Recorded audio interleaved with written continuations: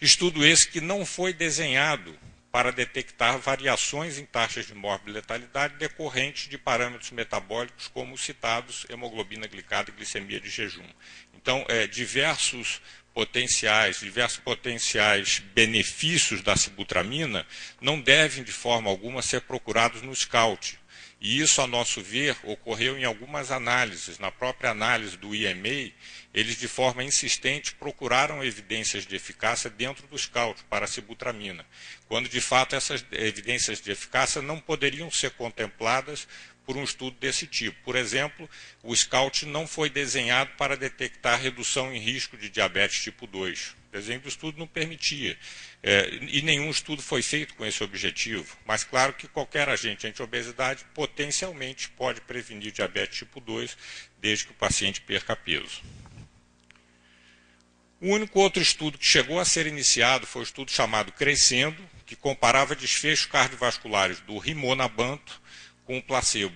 Com a retirada do rimonabanto do mercado, devido a riscos de complicações psiquiátricas, esse estudo foi interrompido de forma prematura. Então, nós só temos o SCOUT respondendo a essa terceira questão colocada pela Anvisa.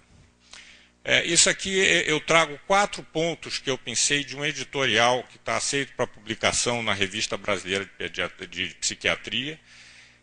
E nós temos a autorização dos editores para fazer menção a esse editorial. Esse editorial assinamos eu e o professor Philip James, que foi o chairman do Executive Steering Committee do SCOUT, né? E nós chamamos a atenção para algumas características que têm que ser consideradas na interpretação adequada do SCOUT à luz da possível utilização da sibutramina na prática clínica. Muitas vezes, quando a gente insiste em chamar a atenção para essas características especiais do SCOUT, muitas vezes as pessoas confundem isso com críticas, né? Quer dizer, uma das perguntas da Anvisa trazia isso: o SCOUT tem sido severamente criticado. Não é o que nós temos visto. O SCOUT tem sido elogiado pela maneira como foi conduzido, pela forma como ativamente o Comitê Independente Diretor buscou garantir um mínimo de poder estatístico para o SCOUT, que permitiu hoje a gente ter um estudo que pôde concluir alguma coisa sobre risco cardiovascular de sibutramina.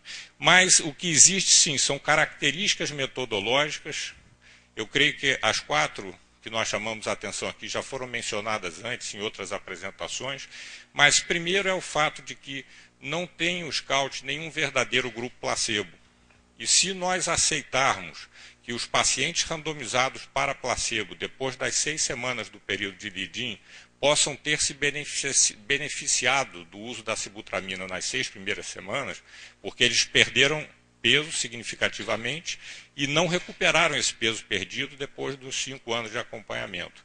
Então, na verdade, a gente não tem no SCOUT um verdadeiro grupo placebo. O SCOUT é um estudo que permite comparar o uso de sibutramina a curto prazo, 6 semanas, com o uso de sibutramina a longo prazo.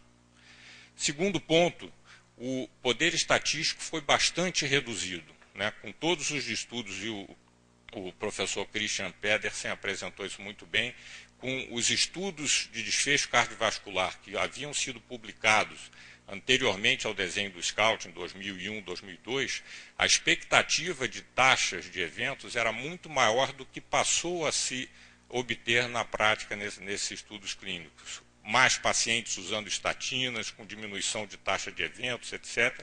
Então, a taxa baixa de eventos, que depois viria a ser encontrada em todos os estudos cardiovasculares, a grande maioria deles que foram feitos nessa mesma época do SCOUT. Isso seguramente reduziu bastante o poder estatístico do estudo para proceder a qualquer análise de subgrupos, mesmo essas análises dos subgrupos pré-especificados. A gente viu aqui que o subgrupo de pacientes com diabetes apenas ficou em torno de 20% da população toda. Então é muito difícil e claro que isso compromete qualquer poder estatístico de subanálise. Terceiro ponto, pacientes com risco cardiovascular muito mais alto, né? Um paciente obeso, com cintura abdominal muito aumentada, claro que ele tem um aumento de risco cardiovascular, mas a incidência anual de eventos nesse paciente é muito mais baixa do que num paciente que tem doença cardiovascular já estabelecida, como é o caso de 80% dos pacientes incluídos no estudo SCOUT. Uso contínuo e não respondedores. Essa é uma questão chave.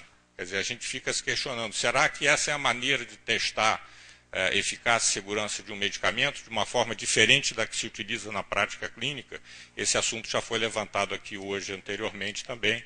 Eu acho que a gente não precisa se deter nele, mas é fato que o uso da sibutramina não deve ser continuado a longo prazo em nenhum paciente que não consiga perder peso com esse agente.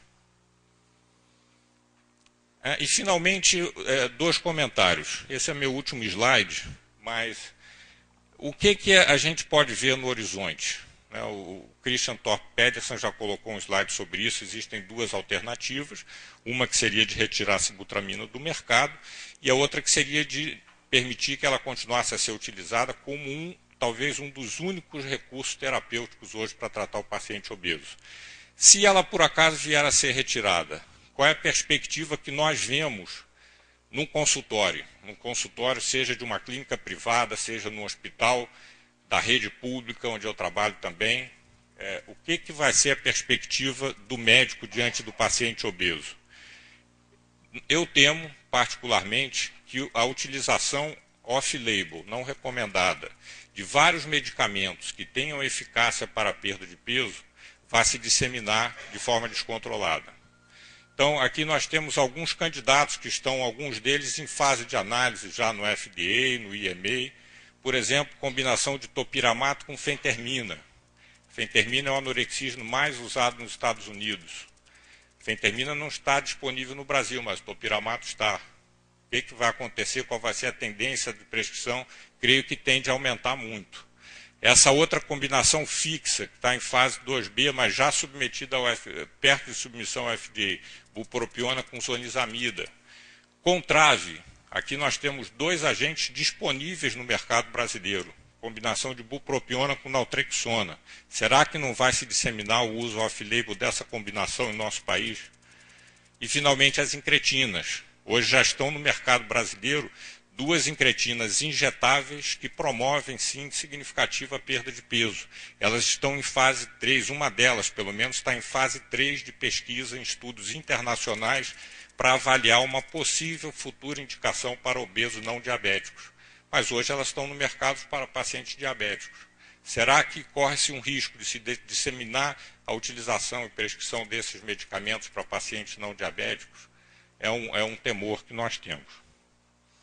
Muito obrigado pela atenção.